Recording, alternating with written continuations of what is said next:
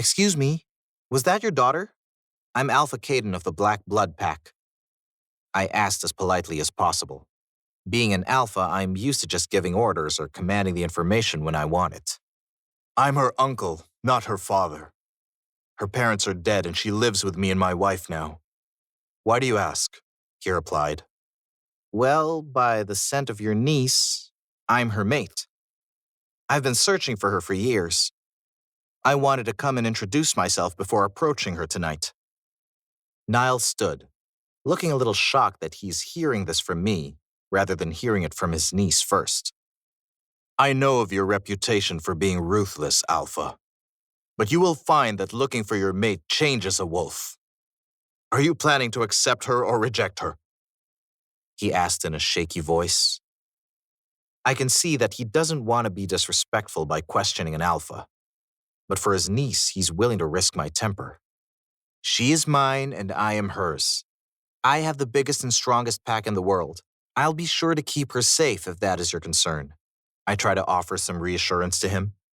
Well, you best be ready for a war then, he commented under his breath, not expecting me to hear him. Is that a threat? I have no problem just taking her and leaving. That is my right as her mate.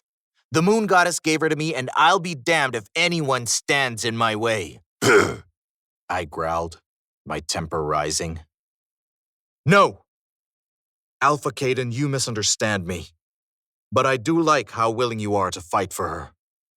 You'll need that to go against the Rogue King. I don't understand where he's going with this. Niall continues to explain. You see, 2 years ago, and destroyed their pack in search of her. She's special. Jamie and her brother Carl have sworn vengeance and are willing to fight to the death to kill him.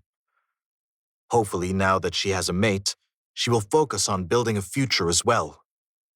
With you, she will hopefully take the Rogue King down and will have something to live for afterwards. I see the worry in him. He will have to get through my pack and me before he gets to my Luna. Look, let me be honest with you. I did not want a mate. I've only searched for her for the benefit of my pack. With the enemies my pack has, I dreaded and hoped for this day. All the Lunas I've come across before in other packs never had an ounce of fight in them. They would cave or crumble in the face of an enemy. But after seeing Jamie fight, I'm pleased with the goddess's choice for me. I confess to him and myself in a way as well. Thank you for that honesty. I would not normally do this, but as you were honest with me, I will be honest with you about something concerning Jamie.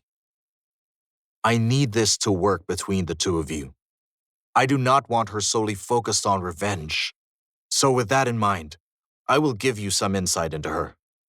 Hopefully you will take all this on board and use it to your advantage. I know her mother and father would want love in her life.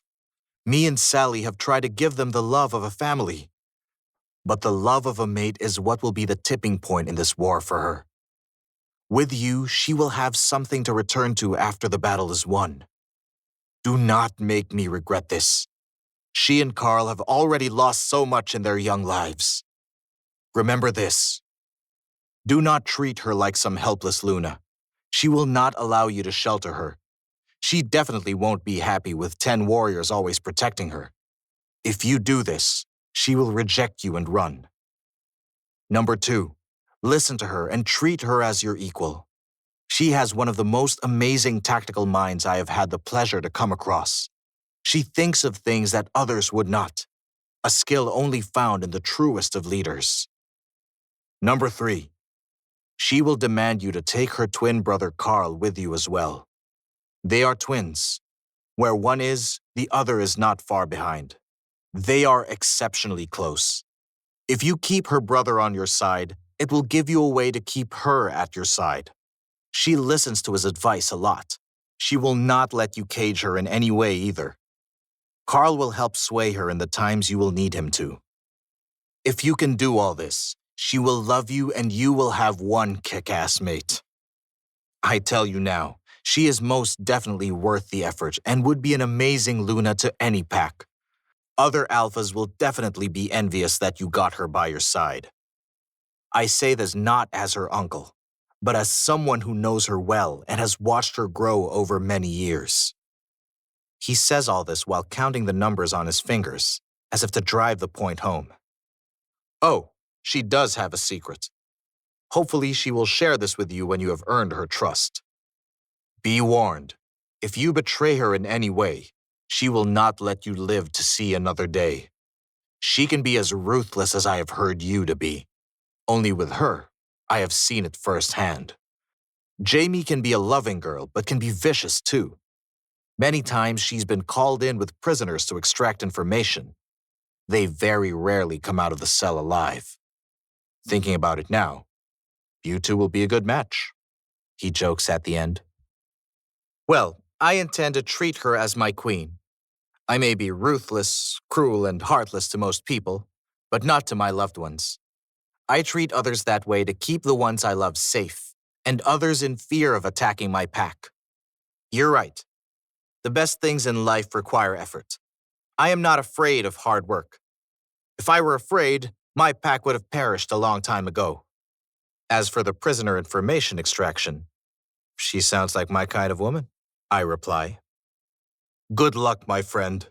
You're going to need it. It was great to meet you. Oh, and she will want a drink before dancing, so you might want to wait till she's done that before you approach her. This is his last piece of advice. She sounds like my kind of girl.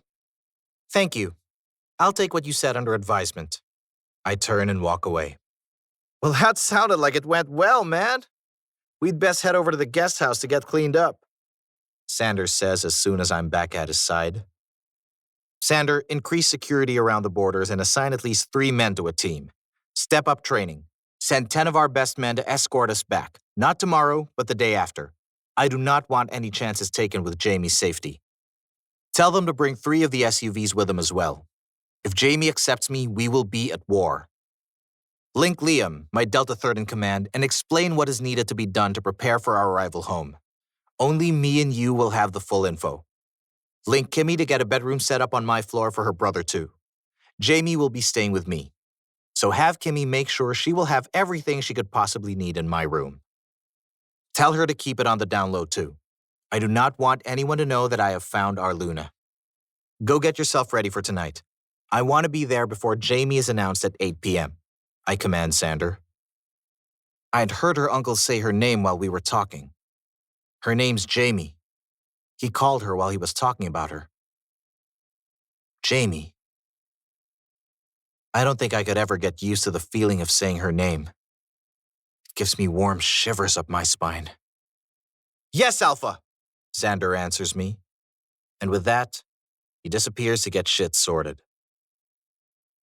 We hit the ballroom in good time to get the layout of the ground floor. I found a good place to watch Jamie from near the bar.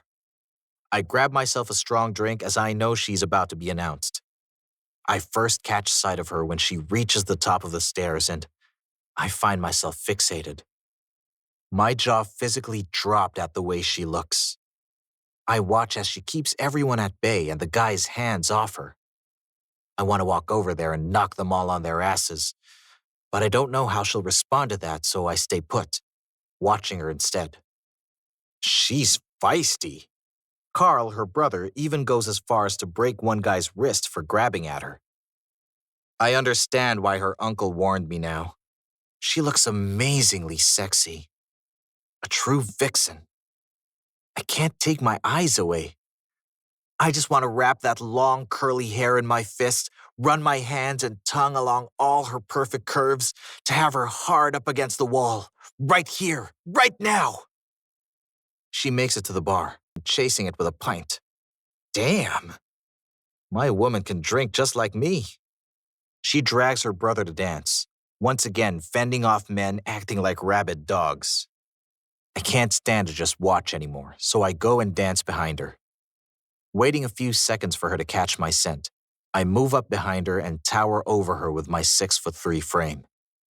She's tiny compared to me, but I know she would still fit me like a glove. Just then, a racy song plays and I take hold of her hips. She turns in my hands and looks up at me through her long lashes, giving me a sinful smile. Placing one leg between hers, we really begin to dance. She grinds her core down my thigh, and I have a massive grin across my face, matching hers. I sweep all her hair over to one side and slowly kiss across her shoulder to her marking spot. She's rolling her head to one side, and I feel her shiver. She could easily stop me, but doesn't. Zach is jumping around my head like a puppy with a brand new toy, wanting to mark and claim our mate right here. But I know we can't yet. I can just imagine how she would kick my ass if I try to mark her here. Deciding a conversation is still my best option. I lower my mouth near her ear, letting my breath fan along her skin. It makes her shiver once again, and I smell her arousal in the air. Hello, my little mate. I'm Caden. Why don't we go get a drink, kitten? Let's have a chat. I run my nose along her neck and turn back, saying, You smell fucking amazing, by the way. She leans up, pulling me down at the same time with her tiny hand wrapped in my shirt. She answers in a voice that is so angelic. I smelt your scent when I first came in. I was starting to think you would never come for me. Letting all these men get to me is not a good start for you, but let's go sit down for that chat. Maybe you can do better. I'm willing to find out. I know she's doing this on purpose. Let's go, kitten. Let me make it up to you. I quickly steal a kiss from her lips before taking her hand and leading her towards the back of the room, away from anybody's eyes and ears. I kiss her again before heading towards the bar. Honey. She tastes like sweet, warm honey.